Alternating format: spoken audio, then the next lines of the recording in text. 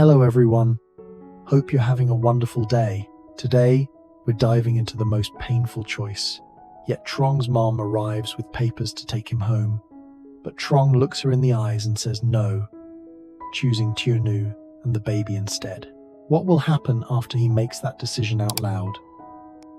If you enjoy the story, don't forget to subscribe so you won't miss the next episode. Morning sunlight poured across the yard, bright and calm, so calm it almost felt unfair. The cabbage leaves sparkled with dew. A rooster crowed somewhere down the lane. Everything outside looked normal, like the world hadn't nearly fallen apart 2 days ago.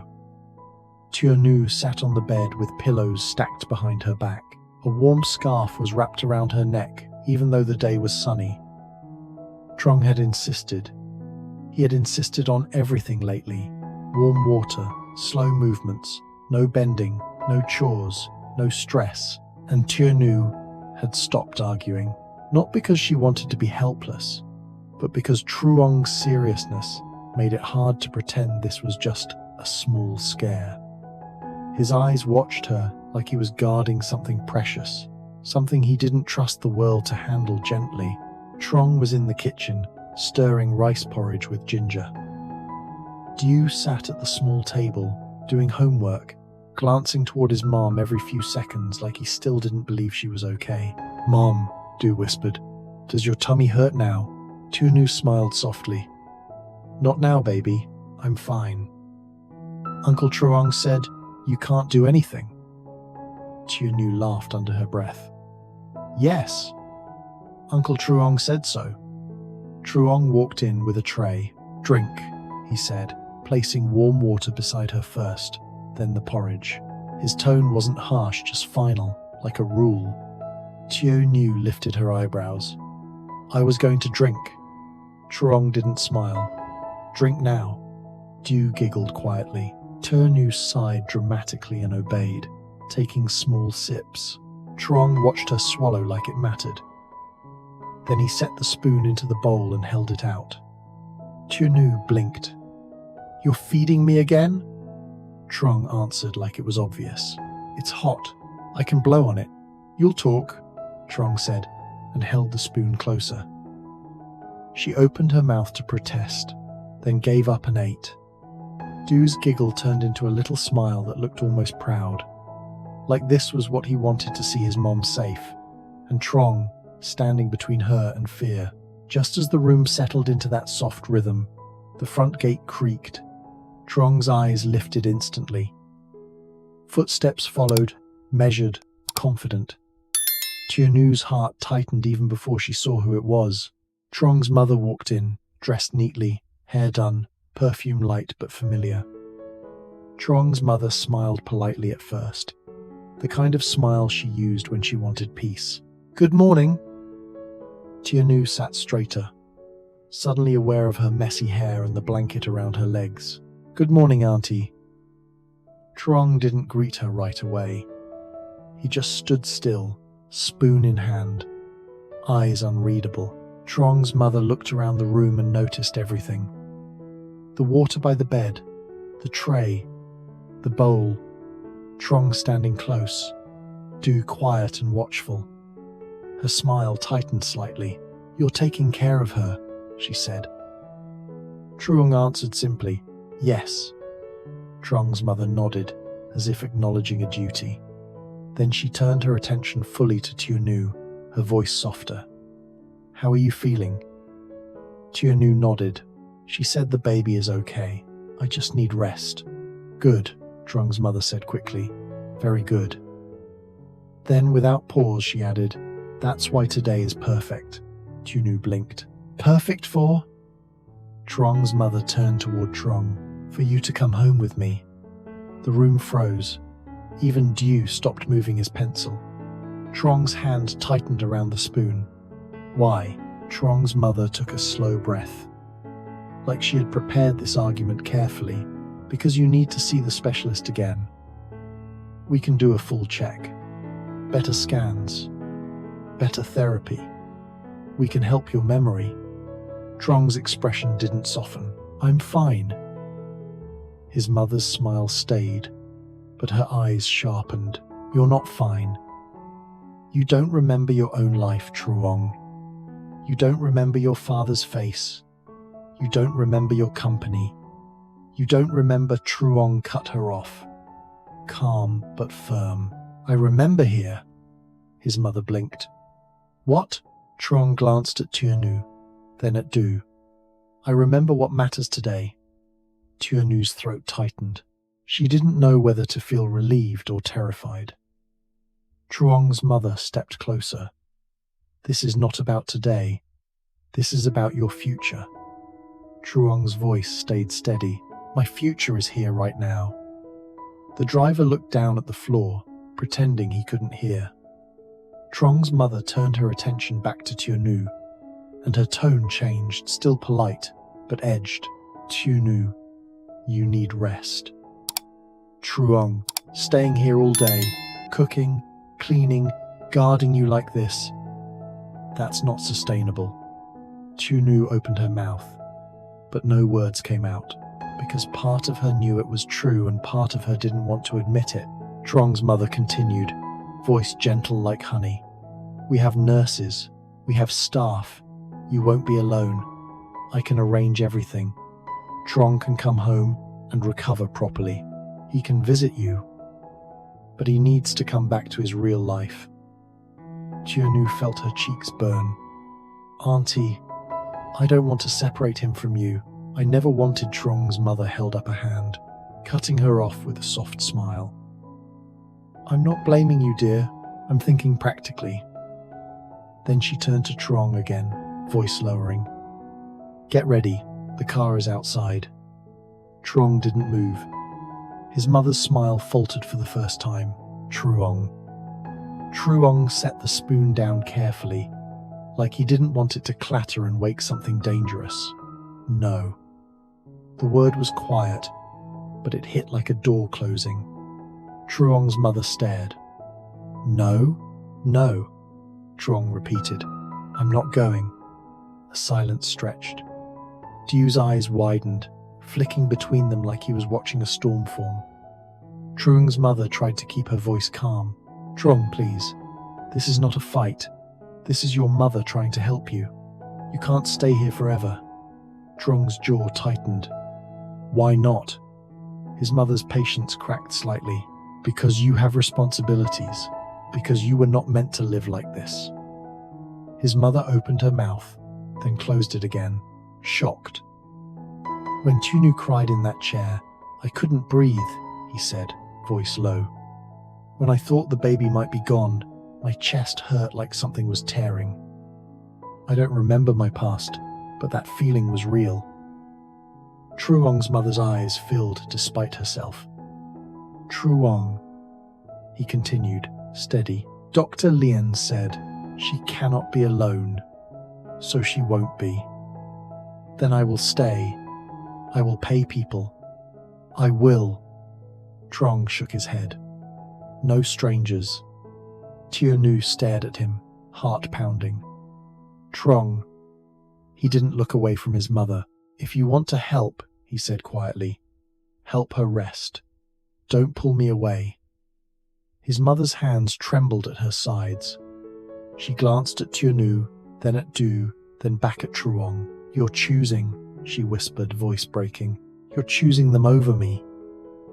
Truong's face tightened, like the words stabbed him. But he didn't step back. I'm choosing what keeps them safe. The room felt too small for the emotion rising in it. Truong's mother turned toward Tuanu, her tears finally spilling. Do you hear him? He says safe. Like I'm danger. Tuanu's eyes filled too. Auntie, no, you're not danger. But please, I'm scared to be alone right now. The confession left her lips before she could stop it. And everyone in the room could feel how heavy that truth was. Truong's mother turned slowly back to Truong. Her voice was almost a whisper. If you don't come now, you may never come. Truong held her gaze. Then I won't. A sharp inhale from Dui. Tuanu's heart dropped. Truong's mother looked like she'd been slapped not by cruelty, but by finality. She stepped backward once, as if the floor had shifted beneath her. Then she straightened, wiping her face quickly like she refused to fall apart in front of them. "Fine," she said, voice trembling. "If you won't come with me." She turned her head slightly toward the driver. "Bring the papers." Truong's eyes narrowed. "What papers?" His mother looked at him, and for the first time her calm mask slipped completely. "The papers that make this decision official," she said quietly.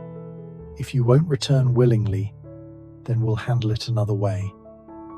And Du, sensing danger, ran to Tunu's bedside and clutched her blanket with both hands. But inside the room, the air turned cold again, like another storm was about to break.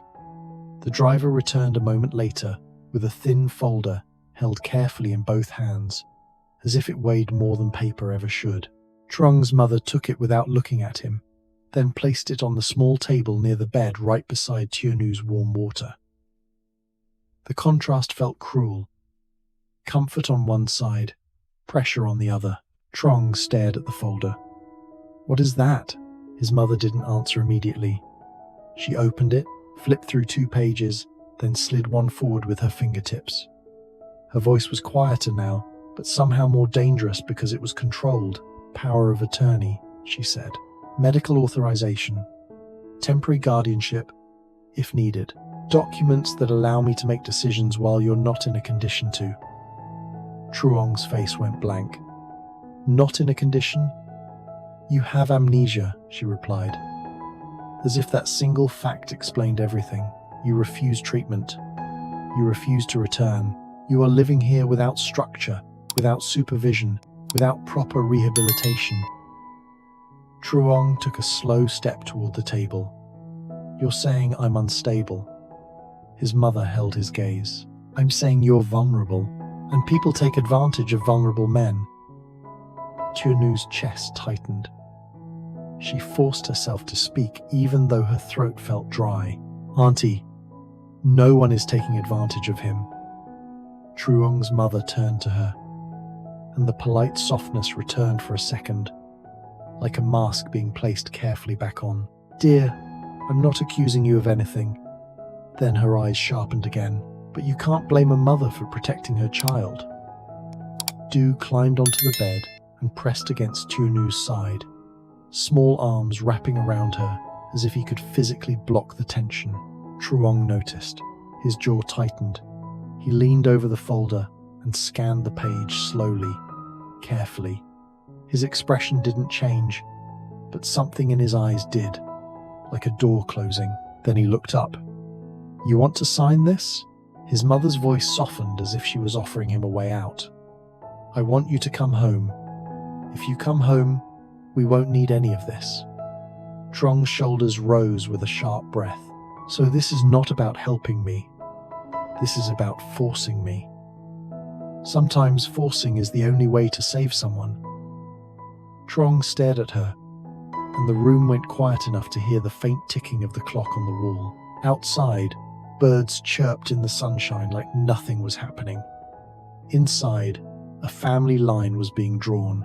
Tunu's voice trembled. "Auntie, please, this is too much." "Too much is watching my son run into a clinic like his soul was on fire, and realizing I might lose him again, this time to a life he doesn't belong to." Truong spoke softly, but the words cut clean. "I belong where I choose." His mother's eyes flashed. "You don't even remember who you are." Truong didn't shout back.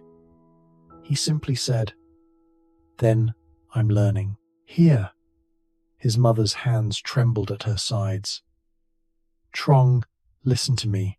Your father's health is not good. The company is not stable. People are waiting for you to return. If you don't come back soon, there will be consequences." Truong's gaze hardened. "So now, it's threats. It's reality," she snapped, then immediately tried to steady her voice again. "And I'm not saying you can't care about Tunu. I'm saying you can care from the right place. From home, from safety." Tunu felt tears rise, hot and humiliating. She hated being the reason two people were tearing at each other. She hated that her body felt weak and that her weakness was being used like proof. She whispered, "Just one day." The moment the words left her mouth, Truong's head turned sharply toward her. Not angry, hurt. Tunu's heart sank. "I'm not pushing you," she rushed to explain. I don't want you to fight your mother because of me." Truong stepped closer to the bed, lowering his voice so it felt like it belonged only to them. "You're not because of you," he said. "You are the situation. You're the reality right now." Tunu stared at him, stunned. Truong continued, voice rough. "If I leave today, and you feel that pain again, what happens?" Tunu swallowed. "Dr. Lien," Truong shook his head. "Dr. Lien isn't in this house every minute." He looked at Du, who was clinging to Tunu like a frightened kitten, and Dewey he shouldn't have to run for help again. Dewey's eyes filled, but he nodded. Truong turned back to his mother. "I'm not going." His mother's face tightened with desperation. "Truong!" He lifted a hand, stopping her. "If you want to talk about a doctor, we can bring the doctor here. We can do checkups here. But I'm not leaving while she's at risk." "You're acting like a husband." The air changed. Tunu's cheeks burned. Dewey looked between them, confused. Truong didn't deny it. He only stared at his mother like he was trying to understand his own shape in her words. His mother pressed her palm to her forehead, overwhelmed. "Do you even hear yourself? You don't remember her. You don't remember your relationship. You don't remember." Truong's voice came low, steady. "I remember the sound of her crying." Silence. Truong's mother's eyes widened, tears spilling again. "That's not a reason to give up your whole life." Truong's reply was simple. "I'm not giving up. I'm choosing." His mother looked down at the folder again, then up at him, and her tone shifted into something colder, businesslike. "Then we do this properly. You refuse treatment. You refuse returning home. Fine." She tapped the paper lightly. "I will move forward. The family will. Lawyers? With reality," she said, and her voice shook. "I don't want to humiliate you, but I will not watch you disappear into a life of vegetables and fear." That line, vegetables and fear, hit like an insult to the home, to the garden, to the calm Truong had built with his hands. Truong's breathing changed, slow, controlled. He walked to the table, closed the folder, and slid it back toward her. "No," he said again, not loud, final. His mother stared at him. "You're rejecting me." "I'm rejecting being forced." His mother's voice rose, finally losing control. "I'm your mother. I carried you. I searched for you. I paid people, begged people, cried every night." Truong flinched, but he didn't step back. "But gratitude doesn't mean obedience." The sentence landed like thunder. Tunu pressed her hand over her mouth, tears spilling silently. Dewey clutched Tunu's blanket tighter, shaking. Truong's mother's face broke pride, pain, fear, love, all collapsing at once. She took a shaky step forward. "Then what am I supposed to do? Watch you build a new life that has nothing to do with me?" Truong's voice softened just a fraction. "You can be part of it." His mother froze. Truong continued, carefully, as if each word was fragile. "Come here without papers. Come here without threats. Come here like a mother who wants peace." For a moment, it looked like she might agree, like she might sit down and let the room breathe again. Du's arms wrapped around her, and the old fear returned. Fear of being replaced, fear of losing her son to a family that wasn't hers. She whispered, "If I accept this, will you ever come back?" Truong held her gaze. "Not like this." His mother shut her eyes, and a tear slid down her cheek. When she opened them again, her voice was quieter, defeated, but still proud. "All right," she said. "I won't sign anything today." Chur news. Breath released, shaky. Du sniffled. But Trong didn't relax. Not fully. He knew that wasn't the end. Trong's mother picked up the folder and clutched it to her chest. "But Truong," she added, voice trembling, "you cannot hide forever. One day." She looked at Tunu, and the mask returned gentle, controlled. "Rest. Do what the doctor says." Then she looked at Truong again, eyes wet but sharp. "And you? Don't forget you have another family." Truong's reply came quietly. "I haven't forgotten." Truong's mother turned and walked out with the driver. The footsteps faded. The gate creaked again, then closed. The house went silent. For a long moment, no one spoke. Tianu's breathing was shallow, like she had been holding fear in her lungs. Duer wiped his face with his sleeve, trying to be brave again. Trong stood by the bed, staring at the door his mother had just left through. Then he turned toward Tianu. His voice was low, shaking in a way he tried to hide. "Are you okay?" Tianu nodded, tears still on her cheeks. "I'm okay. She couldn't finish, because what she wanted to say was too big. "Thank you for choosing us. Thank you for staying. Thank you for being here even when you don't remember why." Truong looked at her hand on her belly, then at Du. "I scared you," he said quietly. Tanu shook her head. "No, you saved me." Truong's throat tightened. He reached out, hesitated, then gently pulled the blanket higher around her shoulders, an automatic gesture that said more than words. Du whispered, "Uncle Trong, Grandma is mad." Trong swallowed. "Grandma is scared." Du frowned. "Scared of what?" Trong looked at the bright window, at the calm garden outside, and said the truth simply, "Scared of losing me." Du's eyes widened. "But you're here." Truong nodded. "Yes, I'm here." He sat back down in the chair beside the bed, like he was taking his position again. Guard, caretaker, the man who stayed. Outside, the sunlight continued to shine, warm and gentle, pretending the world was simple. But inside, they all understood something new. Truong had made his choice out loud, and choices once spoken don't disappear. They only bring the next consequence closer.